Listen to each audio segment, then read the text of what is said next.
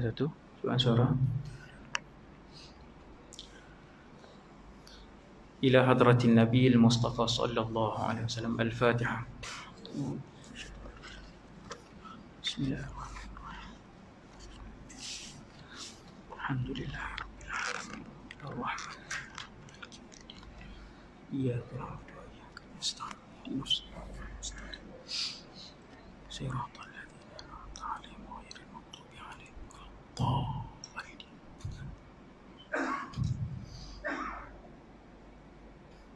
Bismillah. Alhamdulillah.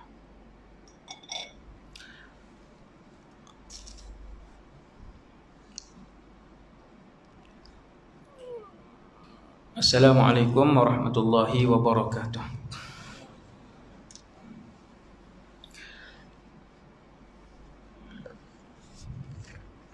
Kita baca surah Kahfi ayat 1 hingga 10.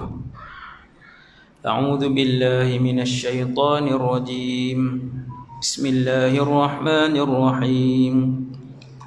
Alhamdulillahilladzi anzala 'ala 'abdihi al-kitaba wa lam yaj'al lahu 'iwaja qayyiman liyunzira ba'san shadidan min ladunhu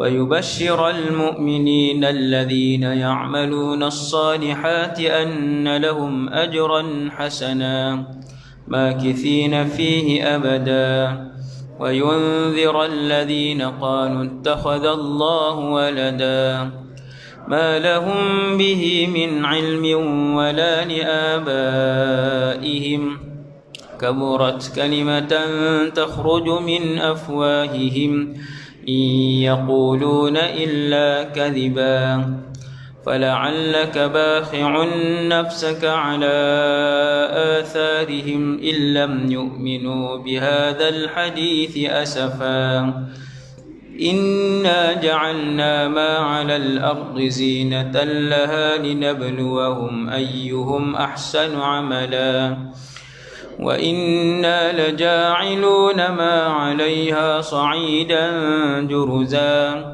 أم حسبت أن أصحاب الكهف والرقيم كانوا من آياتنا عجبا إذ آوى الفتية إلى الكهف فقالوا ربنا آتنا من لدنك رحمة وهيئ لنا من أمرنا رشدا صدق الله العظيم.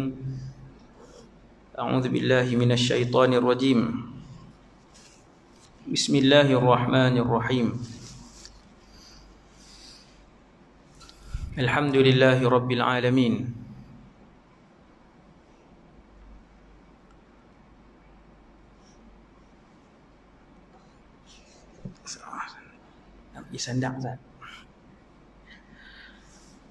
wassalatu wassalamu ala asyrafil anbiya'i wal mursalin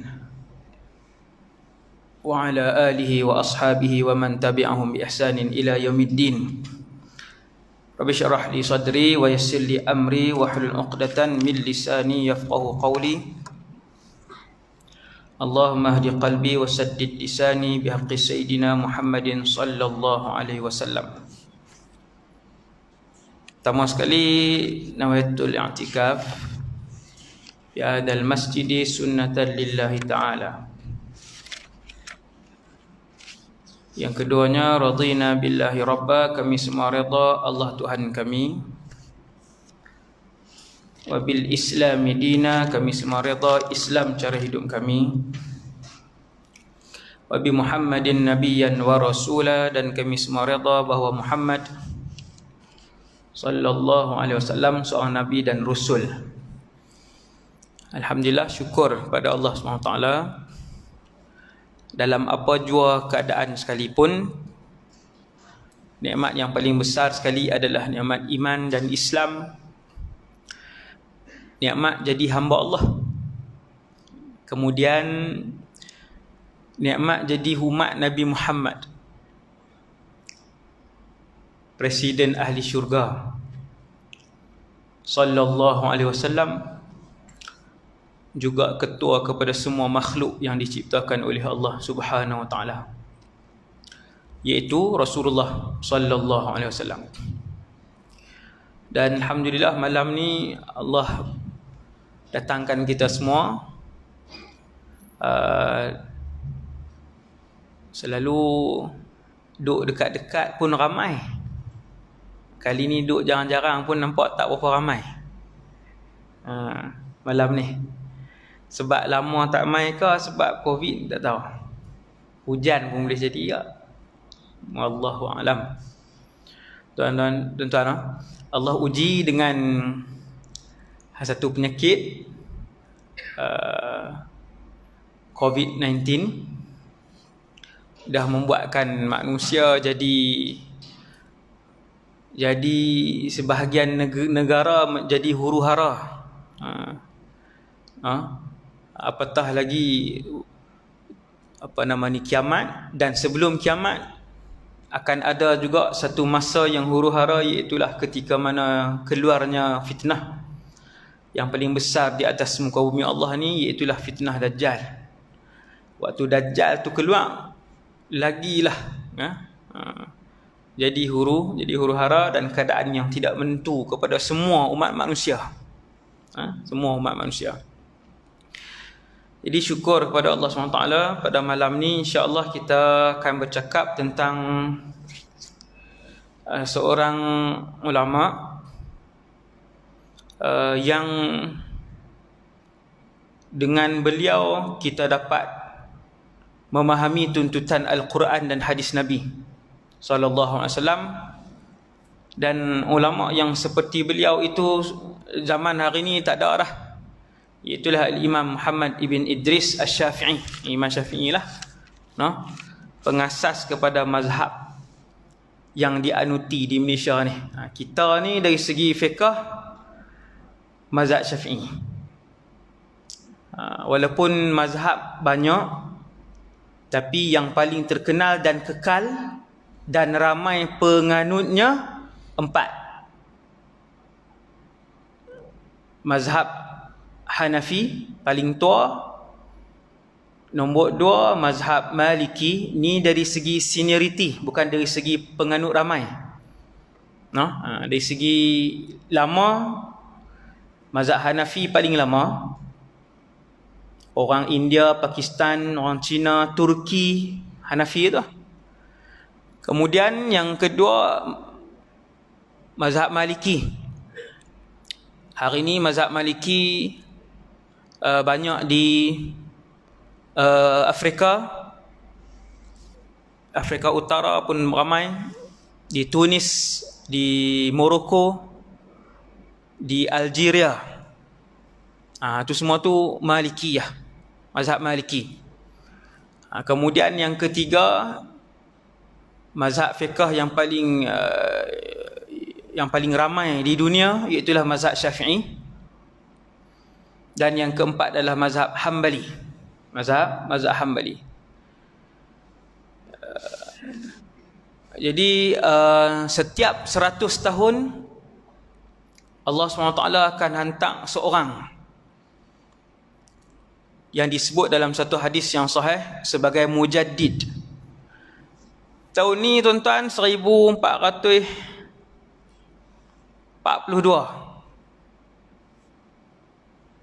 1400 tahun lebih dah umat Islam ni. Jadi Nabi wafat tahun 11 Hijrah. Tahun 11 Hijrah. Malam ni 1400 lebih dah. Tu nak bayang kita dengan Rasulullah punya jarak. Lepas Nabi wafat, siapa dia nak terang Islam kat kita? Cara ibadat. Allah SWT cipta manusia supaya beribadat. Waktu Nabi ada, Nabi lah terang. Terang kat sahabat, sahabat terang dekat umat Islam yang lain. Lepas Nabi tak ada, Nabi kata setiap 100 tahun Allah Ta'ala akan hantar seorang. Gelaran dia mujaddid, pembaharu. Dia bukan buat main agama baru. Tapi mujaddid ni dia Dia set up balik urusan-urusan agama ni bagi jadi lebih kemas, yang mana yang longgar dia bagi jadi elok balik. Ini mujaddid. Tiap-tiap 100 tahun. Tuan-tuan yang dirahmati Allah sekalian, lah dah berapa dah? 100 tahun tu berapa dah? Ni nak bagi tak dengar saja kan, pakat-pakat fikir. Kalau dah 1400 tahun, maksudnya dah ada 14 mujaddid. Sudah ada 14 mujaddid. Mujaddid ni hadis tau. Dia bukan pendapat ulama, bukan ulama yang punya pendapat kita cadangkan ada mujaddid setiap 100 tahun, bukan. Setiap 100 tahun ada mujaddid tu mai daripada Nabi SAW. Perkataan Nabi. Siapa yang tu Nabi tak sebut. Sebab Nabi pun wafat 1400 tahun yang dulu, maka Nabi tak sebut siapa. Cumanya ulama-ulama yang hidup ni daripada dulu 1400 tahun yang lalu, mereka akan sebut. Maka ramai ulama sebut bahawa mujaddid yang pertama orangnya alim, orangnya saleh, dan orangnya pemimpin yang tertinggi negara Islam ketika itu. Nombor 1, presiden umat Islam ketika itu. Dia juga alim dan dia juga saleh, iaitu Umar bin Abdul Aziz. Itulah mujaddid pertama yang disebutkan oleh ramai para ulama Islam. Ulama hampir sepakat bila sebut siapa mujaddid pertama, adalah sebut nama lain, ada nama ulama ni ada, tapi yang paling ramai macam tu. Daripada 100 orang, yang ni dia ni yang paling ramai sekali. Nama beliau Sayyidina Umar bin Abdul Aziz, keturunan ataupun anak cucu cicit Sayyidina Umar Al-Khattab. Yang tu, subhanallah. Tak payah ceritalah, dia cerita lain. Malam ni cerita orang lain. Kemudian siapa mujaddid kedua? Saya nak sebut dekat 2 ya. Malam ni sebut semua sejam sampai 14 kan. Ada dalam hafazan ada kan. Kemudian tuan-tuan sekalian, mujaddid kedua yang disebut oleh ramai ulama antaranya ialah Imam Ahmad ibn Hanbal, pengasas mazhab Hambali, orang besar tu tuan. Dan dia mencapai tahap tertinggi dalam bidang hadis kan, Amirul Mukminin, macam itulah tahap tertinggi. Dia berkata, dia dan ramai lagi yang lain berkata bahawa mujaddid kedua adalah tok guru dia, iaitulah Imam Muhammad ibn Idris, kita panggil Imam Syafi'i. Dialah mujaddid yang kedua. Hebat. Mujaddid yang kedua. Jadi Imam Syafi'i ini keturunan ahli keluarga Rasulullah. Dia punya, Imam Syafi'i punya tok nenek bertemu dengan tok nenek Nabi.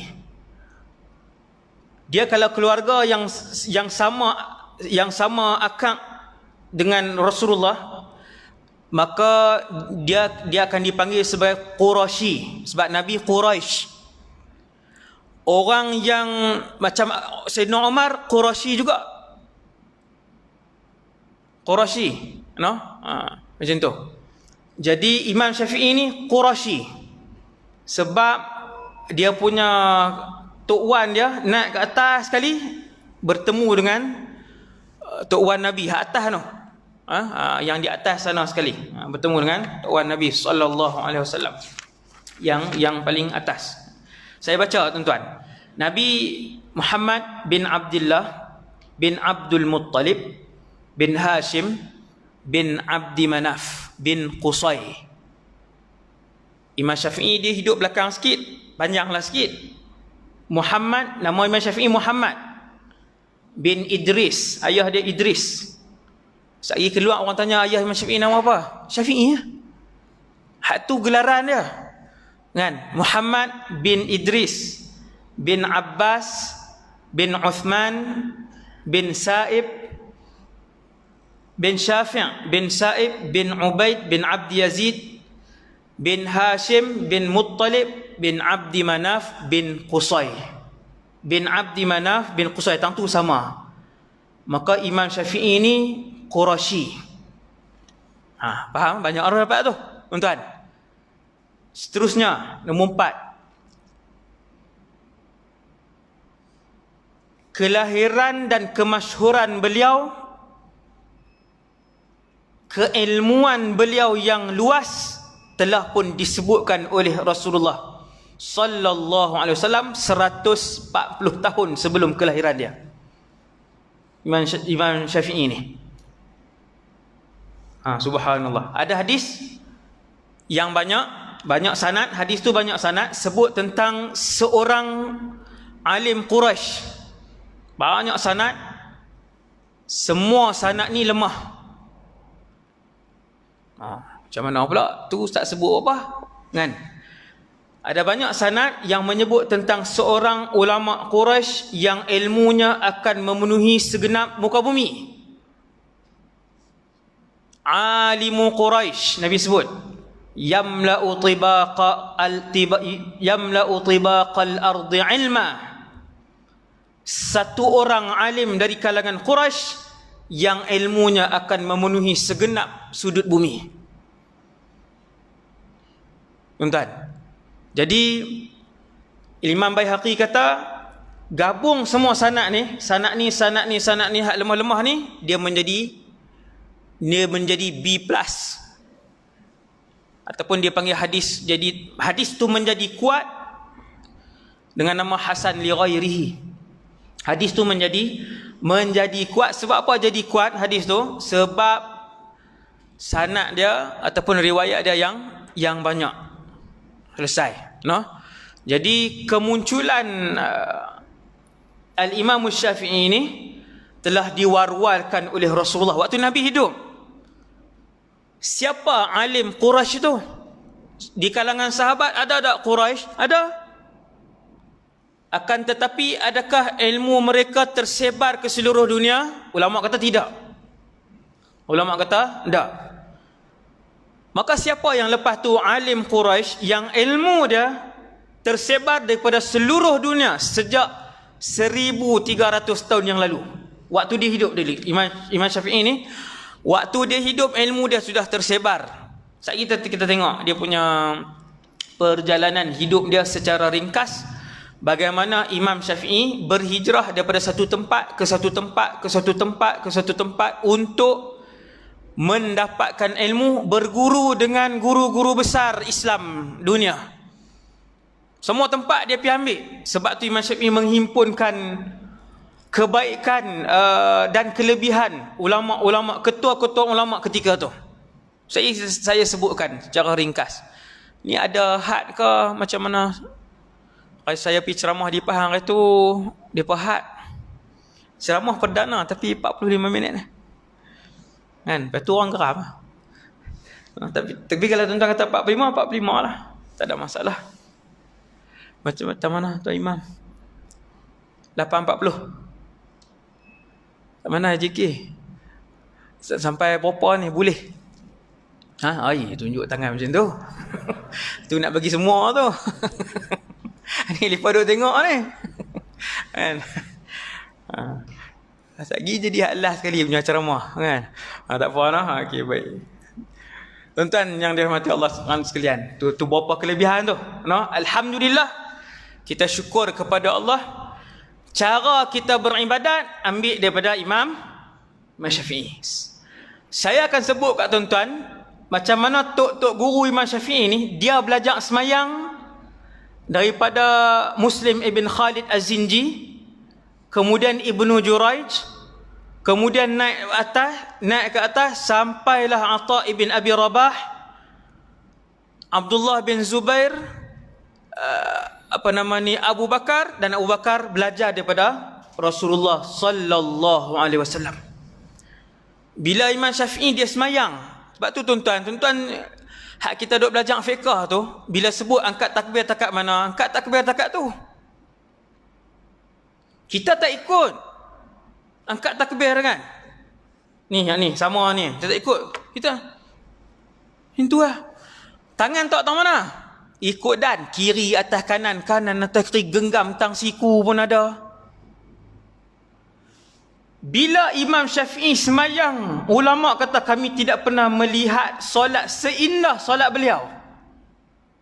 Sebab apa? Sebab tengok tok guru dia belajar semayang daripada siapa? Daripada Muslim bin Khalid. Hak saya sebut nama ni tuan-tuan, semua bukan nama tok guru Imam Syafi'i ni, semua orang-orang yang keilmuan dan kewarakan seperti mereka sudah tak ada pada zaman ni. Tak ada. Dia baca Quran, dia ada tok guru dia sampai ke Rasulullah Imam Syafi'i. Dia semayang, ada tok guru dia, cara semayang daripada tok guru dia sampai ke Rasulullah.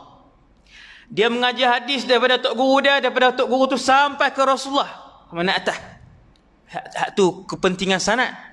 Hati-hati dengan suara-suara yang kata, Allah sanad apa sat-sat ambil sanad, sat-sat ambil sanad. Kan ada suara tu. Hati-hati. No? Itu suara sumbang. Itu suara sumbang. Para ulama daripada kurun 1 sampai kurun 14 dan 15, ulama ahlu sunnah wal jamaah adalah ulama yang menitik beratkan sanad. Baca Quran ke, mereka berpakaian ke, mereka solat ke, mereka berzikir ke, tengok belajar pada siapa ni? Belajar pada sini. Sebab daripada sanad tu kita nampak bersambung sampai ke Nabi sallallahu alaihi wasallam. Hak tu yang penting. No? Jadi kita beruntung cara semayang kita, cara puasa kita, cara haji kita, cara zakat kita daripada Imam Muhammad ibn Idris Asy-Syafi'i. Tuan-tuan, hak kita angkat takbir, hak ulama duk ajar angkat daripada sini sampai ke sini, tangan genggam, yang tu kena buat ceramah khas nanti tuan-tuan panggil secara solat, apa nama ni, secara sifat solat Nabi. No? Mengikut pandangan mata mazhab Syafi'i. Macam mana Imam Syafi'i menghurai hadis-hadis tentang solat, memahami hadis-hadis tentang solat, maka yang itulah terlahirnya cara solat mazhab Syafi'i. Tangan tak di mana, bila nak ke rokok, macam mana kedudukan rokok, tangan kita pegang apa, ada hak pegang paha, ada hak pegang bawah pada kepala lutut. Sebab tu orang tak tengok cantik solat kita. Sebab tak ikut sunnah langsung. Ada ratusan sunnah dalam solat yang diajarkan oleh ulama-ulama kita ni adalah apa seperti mana yang mereka lihat guru mereka solat. Guru itu melihat gurunya solat. Guru tu naik sampai ke Atha ibn Abi Rabah, saya sebut Imam Syafi'i tadi. Melihat Abdullah bin Zubair solat, ni sahabat. Abdullah bin Zubair melihat Abu Bakar solat, dan Abu Bakar puluhan tahun melihat Rasulullah sallallahu alaihi wasallam solat. Sebab tu tuan-tuan tengok ulama-ulama besar solat sama aja. Hampir sama. Kita tak ikut langsung. Jauh nak dapat keberkatan dan pahala sunnah. Ni bila saya cerita ni baru kita, rupanya besar mazhab ni. Baru faham ni mazhab, ya. Ulama-ulama mazhab ni lah yang hurai hadis kat kita. Macam mana Nabi buat keluar zakat, macam mana Nabi semayang, macam mana Nabi buat umrah, macam mana Nabi mentadbir negara Islam. Dan Imam Syafi'i juga memegang pentadbiran. Saya cerita sampai hampir dipenggal kepala dia oleh Harun al-Rashid. Tu bukan hebat ke Harun al-Rashid? Macam mana boleh jadi macam tu? Kenapa sampai hampir dipenggal? Nanti tak masuk ni, lahir pun tak masuk ni. Hak kelahiran dia ni baru duduk mukadimah. Tuan-tuan 2 kali ubah dah kaki. Alamak, tak dengar kuliah. Saya bersila dah ni. Subhanallah. Hebat ni para ulama ni tuan-tuan. Untung kita. Nombor 6 maklumat malam ni tuan-tuan. Tuan-tuan bayangkan betapa banyak pahala Al-Imam Syafi'i. Kesemua yang bermazhab Syafi'i hari ni berjumlah ratusan juta. Lebih 500 juta orang Islam atas muka bumi hari ni bermazhab Syafi'i. Sehari berapa kali lepas semayang? Kali? Lebih 500 juta semayang, puasa, zakat, haji. Yang tu baru sikit, banyak lagi. Yang kesemuanya bermazhab Syafi'i, siang dan malam setiap saat duk masuk. Rasulullah lagi lah tuan-tuan, yang tu tak payah bahas lah. Rasulullah pun setiap detik Masuk pahala orang selawat, orang sebut asyhadu, azan sebut asyhadu anna Muhammadar Rasulullah, azan 24 jam sebagainya, tu Rasulullah, lagilah dahsyat kan. Ni Imam Syafi'i ni. Subhanallah. Bermula daripada ibu dia. Seorang ibu yang bawa dan tuntun tangan anak untuk pergi mengaji. Tu lagi, tu dah masuk tajuk ceramah dah tu. Pasal apa ibu, ayah pergi mana? Ayah di kedai kopi kah? Ayah di melepak kah? Bukan. Anak yatim. Anak yatim. Jadi yang tu lah, bila orang buat kebaikan berdasarkan apa yang kita ajak, walaupun kita tidur di rumah, kebaikan hak dia duduk tengah buat tu masuk juga ke dalam buku amalan kita. Apa pahala dia buat tu, tanpa mengurangkan pahala orang yang buat tu, duk masuk kat kita. Mudahnya kita ajak orang baca Quran sampai dia boleh baca Quran. 100 orang anak murid dia, sepanjang hidup dia 100 orang boleh baca Quran dengan ilmu yang dia ajak. Ketika dia masih hidup, mereka ni duk baca Quran merata, duk masuk dalam pahala dia. Satu huruf budak tu sebut, satu huruf pemuda tu sebut, satu huruf wanita tu sebut dengan bacaan Quran, masuk kat tok guru Quran tu. Tuan-tuan bayang Imam Syafi'i banyak mana untuk dia. Daripada mula kecil sampai mati, insya-Allah dalam keadaan husnul khatimah, dipuji kesolehan dan kewarakan beliau. Tuan-tuan bayang macam ni lah, tok guru beliau Imam Malik bin Anas. Tuan-tuan boleh tengok dalam YouTube, saya ada ceramah tentang Imam Malik cara ringkas. Adalah sikit lepas rakam sikit kan, pasal Imam Malik, tuan guru Imam Syafi'i. 7 tahun Imam Syafi'i mengadap dia. 7 tahun dengan Imam Malik saja, Kemudian Al-Imam Syafi'i juga melahirkan seorang anak murid, nama apa? Imam Ahmad ibn Hanbal. Tok guru pun mujtahid, anak murid pun mujtahid. Imam Ahmad bin Hanbal tu anak murid Imam Syafi'i, dan ramai lagi yang lain yang sekali kita sebut secara ringkas siapa lagi anak murid Al-Imam Syafi'i. Sebelum saya lupa, tok guru Imam Bukhari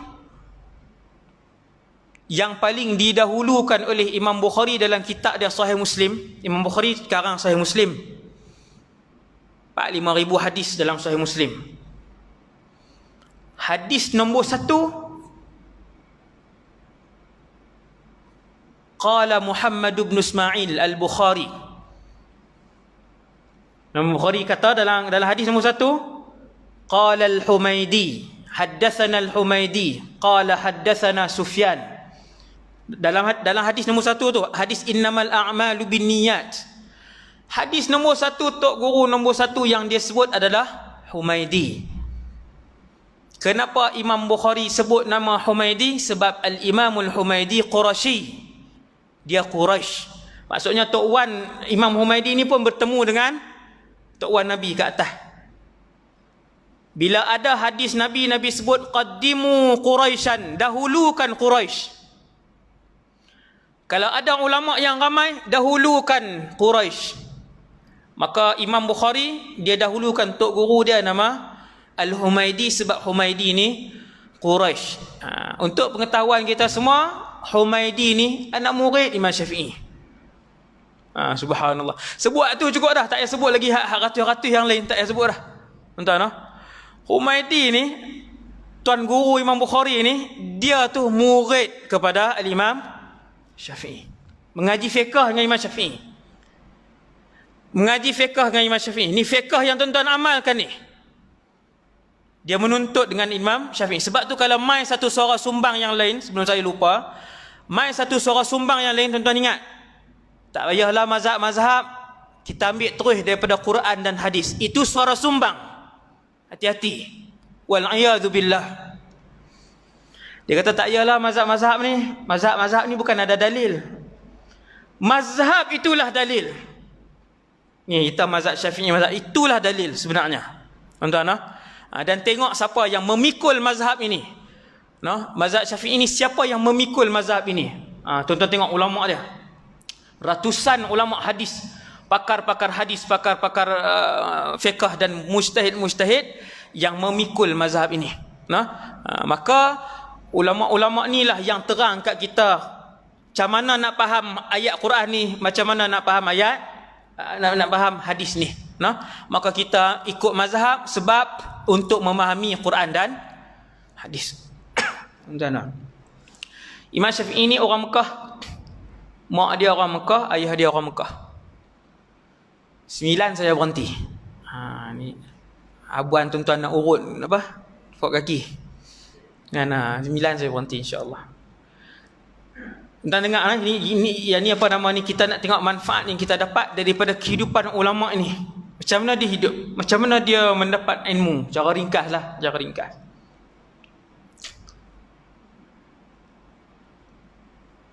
Imam Syafi'i orang Mekah, dengan ayah dia orang Mekah. Mak dia pun orang Mekah. Ayah Imam Syafi'i nama, cuba sebut dengan tuan. Nama Idris. Muhammad ibn Idris. Ayah Imam Syafi'i nama Idris, mak beliau nama Fatimah bintu Abdullah. Lepas berkahwin, Fatimah berkahwin dengan Idris, mereka berpindah ke Palestin. Sebut macam itulah. Saya sebut nama tempat Asqalan. Jadi Asqalan tak mana pula, Perancis ke?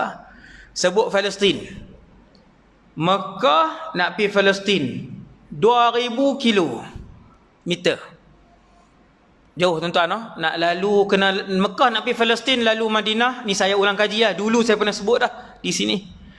Mekah nak pergi Palestin kena lalu Madinah, Jordan, Syria, Palestin. Ada 2 jalan. Ataupun Madinah, Iraq, Palestin. Dia ikut tu, jalan ke atas dah. Jadi ayah Al-Imam Syafi'i bawa isteri untuk pergi berniaga di Palestin.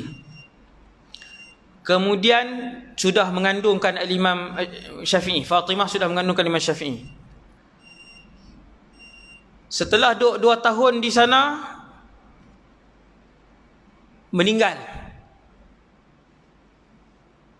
Imam Syafi'i dah lahir di Gaza. Imam Syafi'i Gaza orang tahu lah, alhamdulillah, sebut nama Gaza orang tahu. Gaza ni dalam Asqalan. Gaza ni dia kecil sikit, dia duduk dalam Asqalan.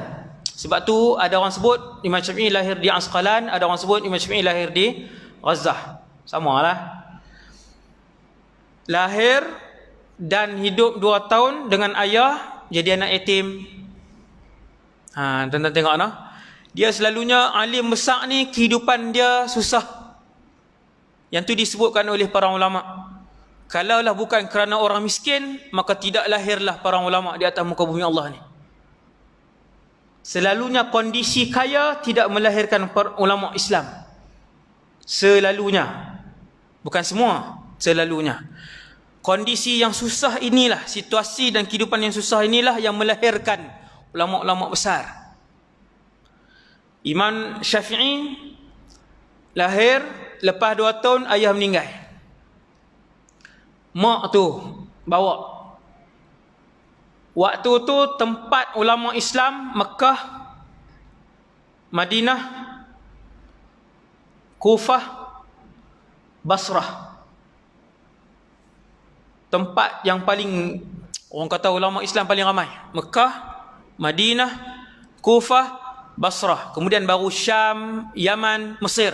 Tuan-tuan ingat boleh sebut 7 tu, boleh balik awal sebelum pukul 9 Tuan-tuan Mekah, Madinah, Kufah, Basrah. 4 ni paling ramai ulama waktu tu.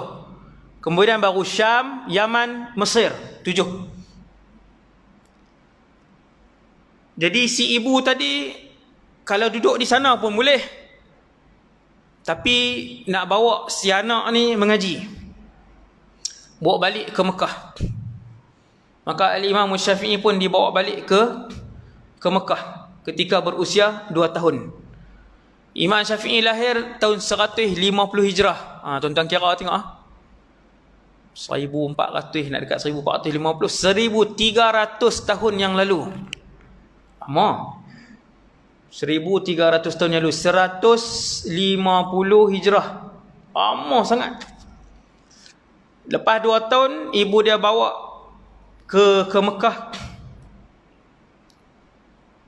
Imam Syafi'i pun duduk di Mekah. Umur 7 habis Quran. Tak jumpa terus dalam Malaysia. Bukan dalam jitera. Kan?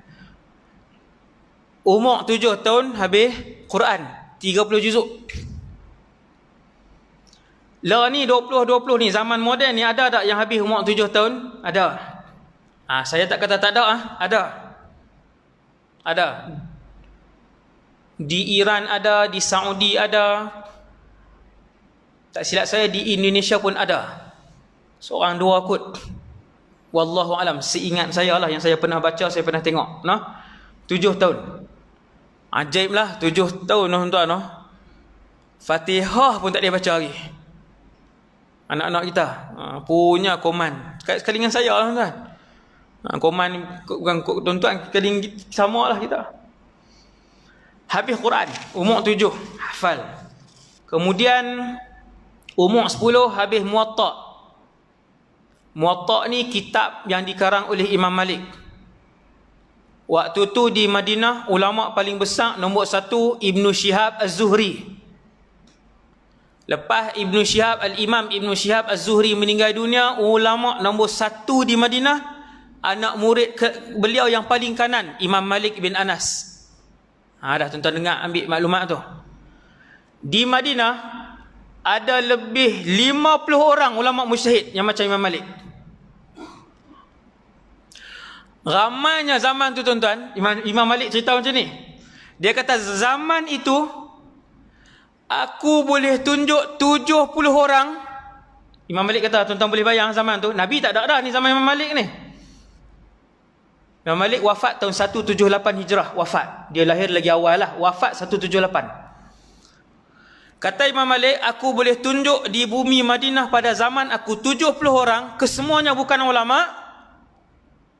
Tetapi mana-mana di kalangan mereka ini, kalau mereka pohon kepada Allah untuk turun hujan, nescaya Allah tak akan tolak permohonan mereka. Orang apa ni tuan-tuan? Orang soleh. Tapi ulama tak? Bukan ulama, orang soleh saja. Saya nak cerita kat tuan-tuan, ramainya ulama zaman tu. Tu baru Madinah, belum lagi nombor 1 punya ulama di Madinah nama Imam Malik. Imam Malik karang satu kitab nama Al-Muwatta. Imam Malik karang satu kitab nama Muwatta. Semua dunia Islam mai mengaji dan ambil Muwatta. Saya nak sebut kat tuan-tuan, Imam Syafi'i hafal sebelum pergi jumpa Imam Malik, umur 10. Punya awal. Dan waktu nak mengaji di Mekah, umur 5-6 tahun nak mengaji di Mekah, di pondok-pondok di Mekah, ada banyak tok-tok guru buka pondok di Mekah waktu tu. Imam Sufyan, Ibn Uyainah, Muslim bin Khalid Az-Zinji, Imam Al-Humaidi, apa semua ni, tu anak murid Imam Syafi'i. Di tok-tok guru lain banyak buka. Kata Imam Syafi'i, ibu aku tidak mempunyai duit untuk bayar yuran. Saya baca kan, ada yuran juga. Ada yuran. Dan Imam Syafi'i, ibu dia tak mampu bayar. Tetapi disebabkan kecerdikan dan kerajinan Syafi'i, Muhammad ibn Idris, dia terima untuk masuk dan belajar secara percuma. Sebab bijak terlampau. Bijak terlampau. Maka diterima untuk masuk. Dah terima untuk masuk, yuran tak payah bayar. Nak kena beli qalam tempat tulis, walaupun dia bukan macam pen kita ni, zaman dululah, pen zaman dululah, qalam juga nama. Kata Imam Syafi'i, ibu aku dah tak mampu bayar yuran, nak beli tempat nak tulis dengan pen pun tak boleh, maka aku pun menulis di atas tulang-tulang yang aku bersih dan aku kutip. Susah tak? Susah. Tapi yang alim. Umur 10 hafal Muwatta, mengaji dengan ulama tu ramailah. Saya tak sebutlah nama tuan-tuan guru Imam Syafi'i kan, tok-tok guru beliau. Ismail ibn Qastantin, itu Quran, banyak yang lain lagi. dan tok guru beliau dalam fiqh yang utama antaranya ialah Imam Muslim Ibn Khalid Az-Zinji. Kalau sebut Az-Zinji tu tuan-tuan ingat ni tok guru utama Al-Imam Syafi'i. Sampai umur 15, tuan-tuan tengok, umur 15, tingkatan 3. Maka Imam Muslim bin Khalid kata, wa Syafi'i, berfatwalah, sesungguhnya telah sampai masa untuk kamu memberikan dan mengeluarkan fatwa. 15. Awal tuan-tuan, awal. Maka berfatwalah Imam Syafi'i waktu tu. 15. Imam Syafi'i ni meninggal muda. 150, lahir 204. Taklah muda sangat, tapi 54 lah. 54. Anak pun 3 orang. Sana anak 3 orang. Umur 15, Imam Syafi'i dah mula mengajar dan beri fatwa. Tradisi para ulama yang sahih daripada kurun 1 sampai hari ini, kurun ke-15, seseorang itu hanya layak untuk mengajar, mengeluarkan fatwa, membimbing orang lain, orang ramai, mestilah syarat dia setelah diizinkan oleh tuan guru dia. Sama lah imam-imam lain pun tuan cerita yang cukup banyak. Bila dia izin, tok guru tu tengok layak, baru dia beritahu boleh. Anak murid kanan Imam Abu Hanifah umur 40, mengajak sebelum diizinkan. Tapi dah alim, cumanya Imam Abu Hanifah tengok ada perlu lagi. Bila Imam Abu Hanifah tengok dia buka kitab dan mengajak, Imam Abu Hanifah kata, pi tanya 3 soalan. Pi tanya 3 soalan kepada Abu Yusuf. Imam Abu Hanifah ada anak murid, Abu Yusuf, Muhammad ibn Hasan Asy-Syaibani dengan Zufar. 3 orang ni. Muhammad bin Hasan Syaibani guru Imam Syafi'i. Tuan-tuan nampak tak dia bersambung? Dia bersambung-sambung. Imam Syafi'i mengaji lama dengan Muhammad bin Hasan Asy-Syaibani. Kita tak payah, tak payah satu, jadi panjang. No? Jadi bila Imam Abu Hanifah kata kat anak murid dia yang lain, esok pi masuk dalam kuliah dia, pi tanya 3 soalan. Soalan-soalan tu tuan-tuan semua tak boleh dijawab oleh Al-Imam Abu Yusuf. Abu Yusuf tanya, mai mana soalan ni? Kan? Yang ni mesti bukan pada hang kita tuan-tuan, orang mai tanya. Kan? Dia jenis soalan tu kita tahu dah. Orang tu mengaji ke, mengaji setahun ke, tak mengaji langsung ke. Kalau dia tanya jenis soalan tu lah tuan-tuan, no? Dia tanya, ustaz, saya mayang, saya tinggal kunut, tertinggal, sah ke tak? Tuan-tuan, kan dia tanya. Bila dia tanya tu, tok guru tahu dah kawan ni. Tapi tok guru dia takkan buat muka, dia takkan gelak, dia takkan kata dia ni jahil tak. Dia cuma dia dengar tu dia tahu dah dia ni tara mana.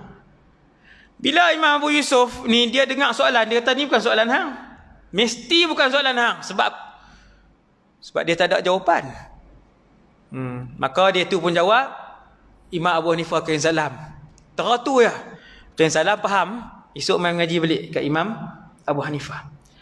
Bila Al-Imam Muslim bin Khalid Az-Zinji bagi tahu Imam Syafi'i, ifti ya Muhammad bin Idris, berfatwalah kamu sebab dah sampai masa layak untuk kamu berfatwa. Maksudnya dia dah reti tafsir, dia dah reti fiqh, dia dah ada hadis, dia dah ada bahasa Arab dan sebagainya. No? Ni Imam Syafi'i.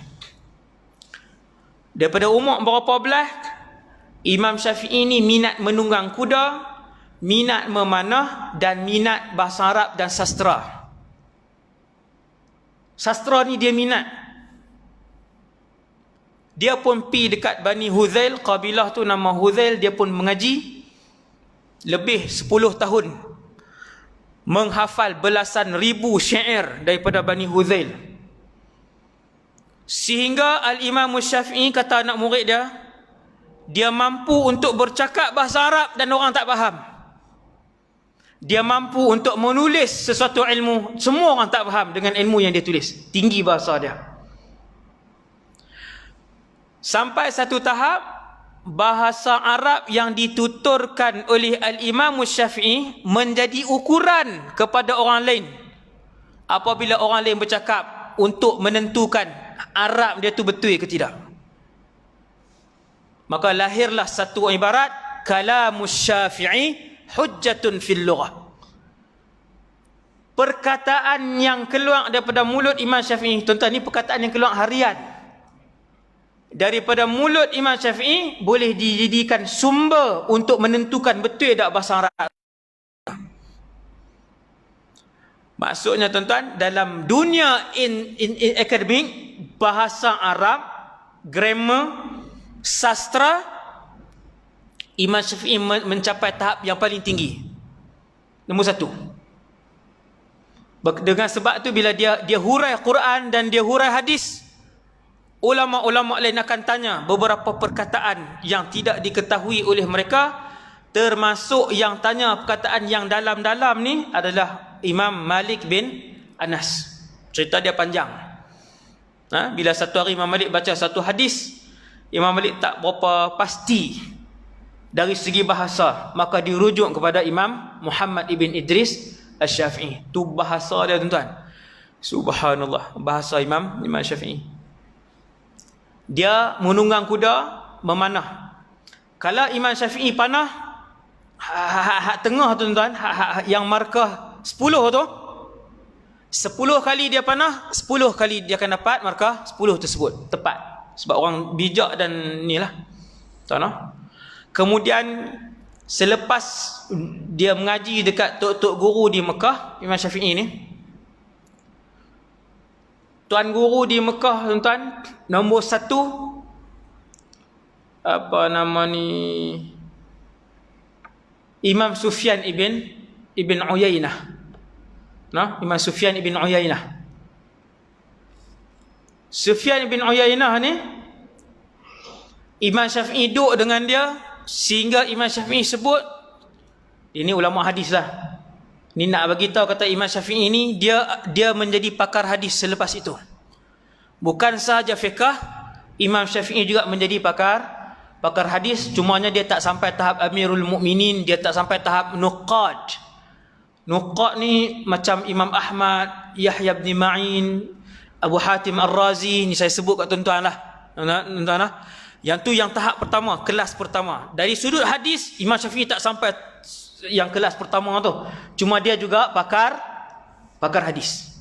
Sebab tok-tok guru dia, nombor satu ulama hadis, nombor satu daripada ratusan ulama hadis yang ada di Mekah, nombor satu zaman itu Sufyan bin Uyainah. Itulah guru Imam Syafi'i. Dia berguru, tuan-tuan, dia berguru dengan Ibn Uyainah, sehingga kata Imam Syafi'i, tidak ada hadis yang disebut oleh Ibn Uyainah yang aku tak pernah dengar. Tuan-tuan faham tak? Tak ada hadis yang disebut oleh Imam Ibn Uyainah, kata Imam Syafi'i, yang aku tak pernah dengar. Maksudnya habis. Selama berapa tahun tu dia mengaji tu habis. Kemudian Imam Syafi'i pergi mana?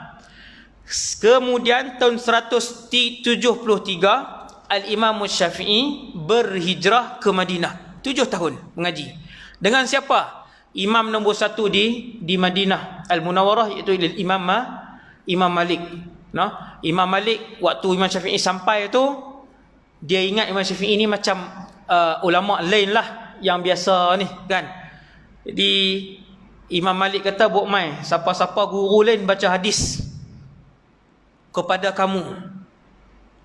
Imam Malik ajak Muwatta, dia tak baca. Ada ulama lain yang pakar akan baca. Macam tu, tuan-tuan, kepada anak-anak murid yang lain. Bila Imam Syafi'i mai, Imam Malik kata, "Cari mana-mana alim untuk baca kepada kamu." Imam Syafi'i kata, "Aku sendiri yang baca." Dia kata, "Aku sendiri yang akan baca. Tolonglah tuan dengar bacaan saya." Maka Imam Syafi'i pun baca. Bila dengar bacaan Imam Syafi'i 2-3 hadis, maka Imam Malik pun kata, "Teruskan." Dan dia pun baca. Esok dia main baca sendiri, lusa dia main baca sendiri. Habis dalam masa yang singkat. Ulama besar kan, ulama mujtahid, belajar daripada mujtahid. Kemudian Nabi Habis di Madinah, Imam Syafi'i umur 29. Kemudian ke Yaman. Ini cerita ni saya ringkaskan 10 minit. Al-Imam Syafi'i ngaji lah ni, banyak lah. Dia dah sedut hadis dan fiqh daripada ulama-ulama Mekah. Kemudian beliau sedut hadis dan fiqh daripada ulama-ulama Madinah. Habis tuan-tuan, lebih separuh hadis Nabi pernah didengari oleh Al-Imam Syafi'i. Beliau pun bekerja ke Yaman. Ni Madinah, Yaman duduk di bawah tu. Mekah di atas, Jordan di atas, Syria di atas, Palestin lagi atas. Imam Syafi'i mendapat jawatan kosong di Yaman. Waktu tu sebagai Presiden umat Islam ketika itu di Baghdad. Tuan-tuan, ni nak bagi tuan-tuan nampak. Presiden umat Islam waktu tu di Baghdad. Dia panggil Amirul Mukminin. Siapa? Harun al-Rashid. Semudah faham lah. Waktu tu tuan-tuan, orang Islam telah pun menguasai 1/3 dunia. Tentera yang paling kuat ketika itu adalah tentera Islam. Negara yang paling kaya di dunia ketika itu adalah negara Islam. Pusat pemerintahan Islam di Baghdad. Imam Syafi'i pergi Yaman. Yaman ni siapa? Yaman ni gubernur. Gubernur maksudnya zaman hari ni nak bagi mudah faham lah. Bagi mudah faham je, bukannya yang tepat perkataan tu. Menteri besar. Dia panggil Wali Al-Yaman. Menteri besar Yaman waktu tu. Dilantik oleh siapa? Dilantik oleh Harun al-Rashid lah. Dia ada Wali Mesir, Wali Yaman, Wali... Macam tu lah. Menteri besar ni. Jadi ada jawatan pegawai khas kepada Gubernur Yaman, dan Al-Imam Syafi'i ambil jawatan tersebut yang berkaitan dengan kemasyarakatan dan perundangan. Sebab dia orang alim. Kalau ada berlaku persengitaan, ada berlaku perang kabilah dengan kabilah, kalau ada orang nak ambil tanah, nak beli tanah, kalau ada berebut kawasan tempat apa semua, Imam Syafi'i yang akan selesaikan. Dia pun pergi ke Yaman. Ini marhalah hidup beliau. Dah mengaji apa semua, pergi Yaman. Kemudian berkahwin dengan Hamdah, seorang wanita berketurunan Uthman ibn Affan, cucu cicit Sayyidina Uthman. Dia adalah Hamdah binti apa? Bin Uthman ibn Affan. Yang tu isteri kepada Imam Syafi'i. Tuan-tuan, kemudian bekerja. Bila dah jadi pegawai khas kepada gubernur apa semua, kerja apa semua, Imam Syafi'i seorang yang jujur. Selalunya di tempat Al-Imam Syafi'i itu, orang akan mai dan bayar rasuah untuk menang dengan musuh mereka. Bukan musuh, maksudnya dengan orang yang mereka bergaduh tu lah. Tetapi bila Imam Syafi'i duduk situ, tak ambil rasuah. Jadi pelik Dia kena ambil rasuah baru boleh duduk dalam tu. Kena ambil rasuah baru boleh naik jawatan. Tempat tu selalunya. Tiba-tiba mai satu orang hamba Allah ni, dah ulama, budak muda, cerdik apa semua, tak ambil rasuah. Dia orang yang warak dan bertakwa, beriman. Imam Syafi'i ni warak. Allahu Akbar. Warak dia tuan-tuan, pada waktu malam Imam Syafi'i bahagikan kepada 3. Ni anak-anak murid beliau cerita. 1/3 adalah untuk beribadah, 1/3 adalah untuk menulis ilmu, dan 1/3 lagi adalah untuk tidur. 3 jam lagi tu. Warak. Kata Rabi' ibn Sulaiman, anak murid kanan Imam Syafi'i ketika di Mesir. Dia ada anak murid di Mekah, Imam Syafi'i ada anak murid di Madinah, Imam Syafi'i ada anak murid di Kufah, Imam Syafi'i ada anak murid di Basrah, dan Imam Syafi'i ada anak murid di Mesir. Rabi' ibn Sulaiman, Imam Rabi'. Kata Imam Rabi', sepanjang hidup Al-Imam Syafi'i, setiap bulan beliau akan mengkhatamkan 30 kali Al-Quran. Setiap bulan. Bukan Ramadan Hak saya duk sebut kat tuan-tuan dulu-dulu ni Ramadan. Bila masuk bulan Ramadan, Al-Imam Muhammad ibn Idris Al-Syafi'i, sayakhtimu khatmatain fi Ramadan, 2 kali sehari. Kalau hak biasa ni, hari-hari ni, hari macam ni, esok, itu sehari sekali. Tuan-tuan, sehari sekali tak ada terus zaman ni. Hang ulama sunnah ke, ulama wal jamaah ke, hang ulama tarikat ke, hang mufti apa ke, tak ada terus. Hang mufti daripada Honolulu ke, mufti sampai saya sebutlah, subhanallah. Yang ni warak dan ibadat ulama dulu, tuan-tuan. Sebab tu beruntung kita melakukan ibadat berpandukan cara faham ulama-ulama ni. Sebab tu jangan terpengaruh dengan mai ayat-ayat songsang ni. Tak perlulah kot mazhab-mazhab ni. Tuan-tuan, mai dia ada, tuan-tuan. Ni saya sebut pun ni akan marah hak puak ni. Hak puak tak mau mazhab ni. Dia akan marah, kan? Ayuh kembali kepada Quran dan hadis. Ayat tu bagus tak? Ayat bagus. Praktikal tak kena. Kembali terus kepada Quran dan hadis, kan? Tak payah hurailah. Panjang. Habis lah 2 minit. Imam Syafi'i bila duduk tang tu, orang ajak apa semua, orang suruh adilin, kan? Sagi mai ketua kabilah ni, mai ketua apa semua, mai kat dia. Imam Syafi'i menjatuhkan hukuman berdasarkan Al-Quran dan hadis, tanpa menerima rasuah. Tak kira dia ni ketua apa ke, ketang mana, pegang jawatan, tak kira. Maka bertambah ramailah orang makin geram dengan Imam Syafi'i. Dah habis dia jadi pegawai khas kepada Gubernur Yaman, dia dilantik menjadi DO pula. Ayat mudah faham hari ni lah. Najran, DO Najran. Lagi besar lah pegang. Lagi orang lagi tak suka. Sampailah kepada satu tahap, ini cerita tak sah ni.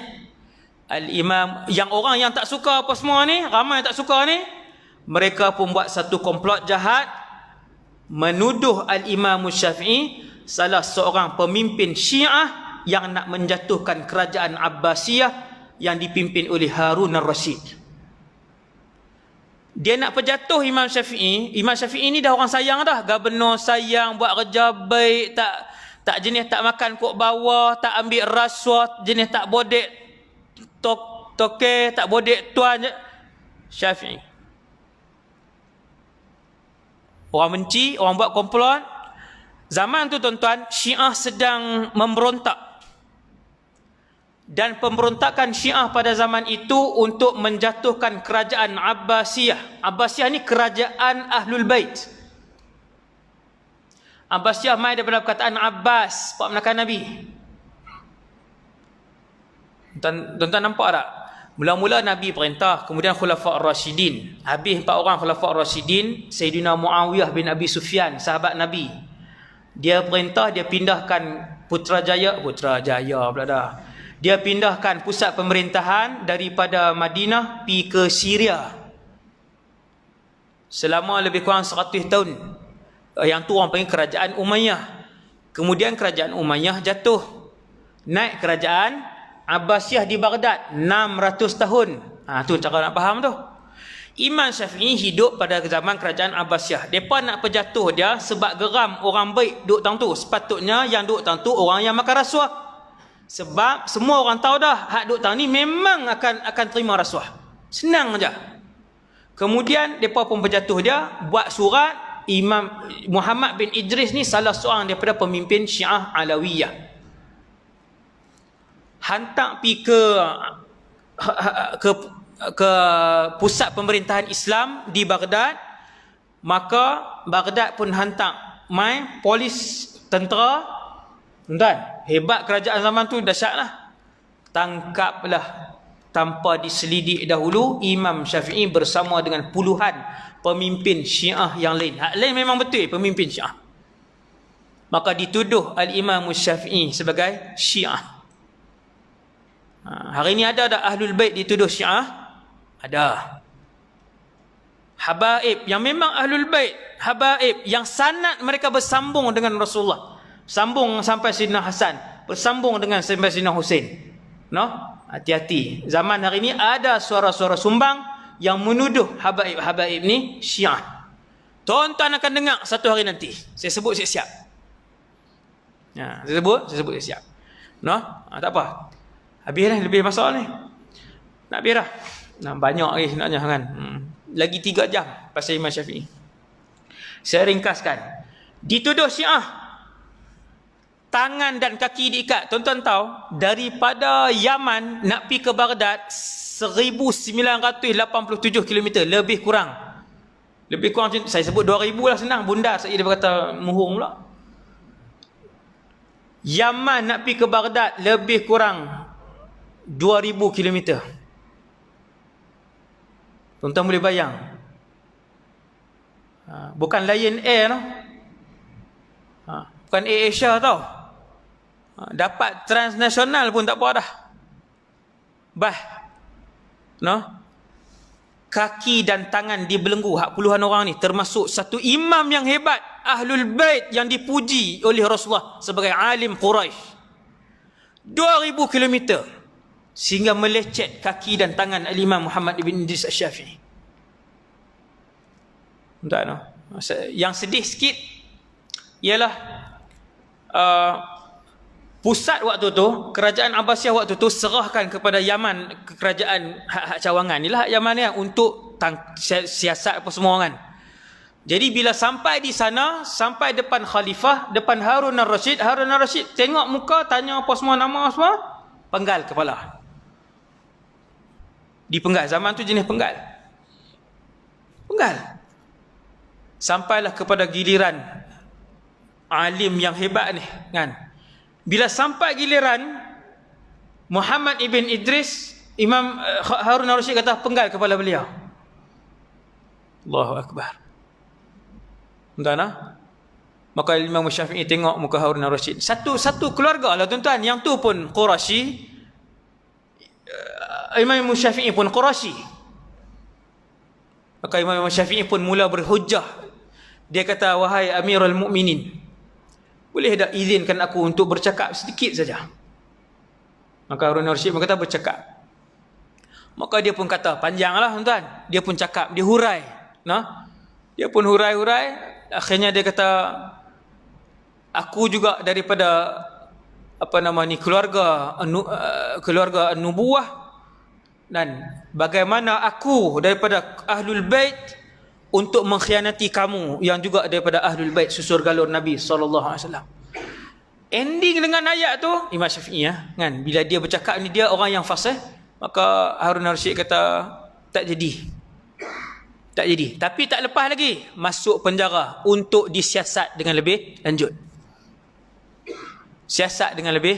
Tuan-tuan yang dirahmati Allah, waktu itulah Imam Syafi'i ini mimpi didatangi Sayyidina Ali. Ada disebutkan Sayyidina Ali ambil cincin letak dekat jari dia. Kemudian waktu itulah Imam Syafi'i dia panggil ulama lain yang ada di situ kan. Antaranya yang rapat dengan Harun al-Rashid waktu itu adalah Imam Muhammad bin Hasan Asy-Syaibani. Ini hak tok guru Imam Syafi'i tadi. Tuan guru Imam Syafi'i. Hari ke hari sampailah Al-Imam Syafi'i belum lagi dibebaskan sepenuhnya, tapi dia berhujjah di hadapan guru dia tentang satu permasalahan saksi. Panjanglah tuan-tuan cerita dia tentang menggunakan satu saksi apa semua ni. Imam Syafi'i berhujjah. Imam Syafi'i tanya tok guru dia, Harun al-Rashid duk dengar. Dia kata, kenapa bercakap macam ni? Dia kata, Imam Muhammad bin Hasan Syaibani kata, ambil pendapat Sayyidina Ali. Pendapat Sayyidina Ali tentang tu diriwayatkan oleh sekian-sekian, kata Imam Syafi'i. Dan orang yang meriwayatkan itu majhul. Dan orang yang meriwayatkan daripada si majhul tu pula adalah seorang lelaki yang bernama sekian-sekian. Dan orang itu adalah orang yang meyakini ar-raj'ah. Benda apa tuan-tuan? Tu saya kata tak payah hurai. Jadi panjang. Nak abangnya subhanallah, dengan ilmu dia, fasih dia hurai apa semua ni, yang Imam bin Hasan Syaibani tak pernah dengar huraian tersebut. Huraian itu diambil oleh Imam Syafi'i daripada guru dia di Mekah, iaitulah Imam Sufyan ibn Uyainah. Poin tadi ni, bila dia dengar, maka Imam bin Hasan Syaibani kalah dalam perdebatan tu. Maka Harun al-Rashid, Khalifah Amirul Mukminin, kata, betul lah kamu bukan daripada kalangan Syiah. Lepas tu dia pun dibebaskan, dikeluarkan daripada penjara, diangkat sebagai seorang ulama besar. Tuan-tuan yang dirahmati Allah sekalian, di dalam masjid pada zaman kegemilangan itu. Yang ni di Baghdad, tuan-tuan. Satu masjid ada 30 ulama besar mengajak. Tetapi ketika Syafi'i masuk dan mengajak di situ, lama kelamaan hanya tinggal 3 atau 4 saja lagi majlis ilmu di dalam masjid itu. Hak lain pergi mana, tuan? Bukan balik. Semua bergabung ataupun pergi ke Al-Imam Al-Syafi'i. No? Tuan-tuan tengok, satu tempat yang orang dengki kepada Imam Syafi'i, yang hampir menjadi tanah kubur kepada Imam Syafi'i untuk disembelih ataupun dipancung. Bukan sembelih lah, dipancung di Baghdad, tetapi dengan izin Allah, dengan barakah salih Al-Imam Syafi'i, no? Tempat yang hampir menjadi kubur Al-Imam Syafi'i itu bertukar menjadi tempat Imam Syafi'i dimuliakan oleh pemimpin dan dimuliakan oleh semua ulama ketika itu. Tuan-tuan, jadi para ulama-ulama lain pun memuliakan Imam Syafi'i. Imam Syafi'i duduk di Baghdad waktu tu daripada 184 sampai tahun 186. Kemudian dia bawa balik, Imam Syafi'i bawa balik anak dan isteri dia, 2-3 orang balik ke Mekah, duduk di Mekah balik 9 tahun duduk di Mekah. Waktu tu mengajak sakan lah. Waktu itulah datang imam-imam besar yang lain mengaji dengan Imam Syafi'i, yang saya sebut tadilah Al-Humaidi, Imam Ahmad ibn Hanbal, yang lain-lain ramai lagi mengaji dengan Imam Syafi'i di Mekah. Kemudian Al-Imam Syafi'i ke Baghdad balik 2 tahun. Kemudian 5 tahun yang terakhir ending, Imam Syafi'i pergi ke Mesir. Al-Imam Syafi'i pergi ke Mesir. Waktu dia pergi ke Mesir ni, semua umat Islam di belahan-belahan benua yang ada orang Islam sudah sampai berita tentang kealiman dan wara' Al-Imam Syafi'i. Bila Imam Syafi'i pergi Mesir ni, orang sambut lah. Memang semua ulama-ulama dia sambut. Ulama pertama yang karang kitab sirah dalam dunia Islam, Imam Ibn Ishaq. Nombor 2 nama Imam Ibn Hisham.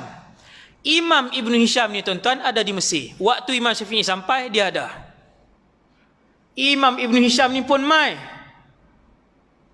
berdiskusi ilmu dengan Imam Syafi'i. Dia bila pakar sirah ni, pakar sirah dengan pakar nasab apa semua ni, dia pun akan berdiskusi tentang ilmu tu.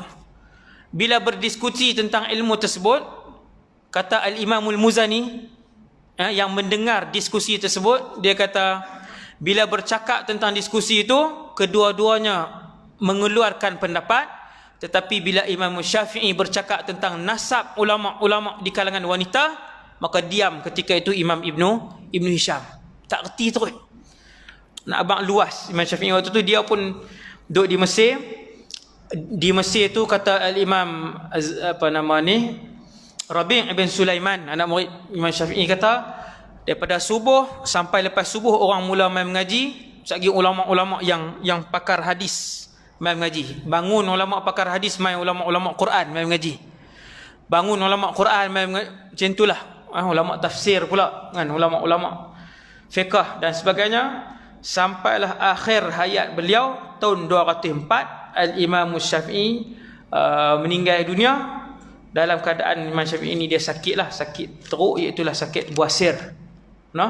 Pun begitu kata Rabi' ibn Sulaiman, beliau mengarang beribu helai kertas. Ribu helai. Dalam keadaan beliau sakit. Sakit Al-Imam Syafi'i sampai tahap kalau dia duduk di atas kuda, darah yang turun daripada buasir dia tu memenuhi sepatu beliau. Boleh bunyi cap-cap darah. Dan kalau Al-Imam Syafi'i duduk mengajak, ulama main mengaji ni, ulama ni bangkit, grup ulama ni bangun, ulama ni main. Tempat duduk Al-Imam Syafi'i kalau bangun akan dipenuhi dengan darah. Walaupun sakit macam tu, dia masih mengajak orang lain sampai akhir hayat. Dan juga masih lagi mengarang kitab dan masih lagi beribadah kepada Allah Subhanahu wa taala dengan khatam sehari sekali Al-Quran. Alhamdulillahirabbil alamin. Sekadar itu dulu insya-Allah untuk malam ni. Saya mohon maaf lebih masa. Semoga kita mendapat iktibar daripada kisah kehidupan Imam Syafi'i yang dibesarkan oleh ibu beliau, Fatimah tadi ni, mak tadi yang bawa untuk dorong kepada ilmu sampai jadi seorang ulama besar. Semoga kita dapat mengambil iktibar daripada keadaan tersebut. Qulu qali hadza astaghfirullahal azim li wa lakum. Assalamualaikum warahmatullahi wabarakatuh. Bismillahirrahmanirrahim. Alhamdulillahirabbil alamin.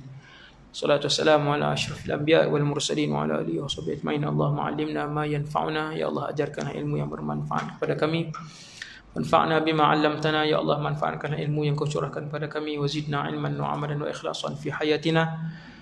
Kurniakanlah kepada kami ya Allah ilmu, keberkatan, keikhlasan dalam kehidupan kami. Wassallallahu ala sayyidina Muhammad wa ala alihi wasallam. Alhamdulillahirabbil alamin.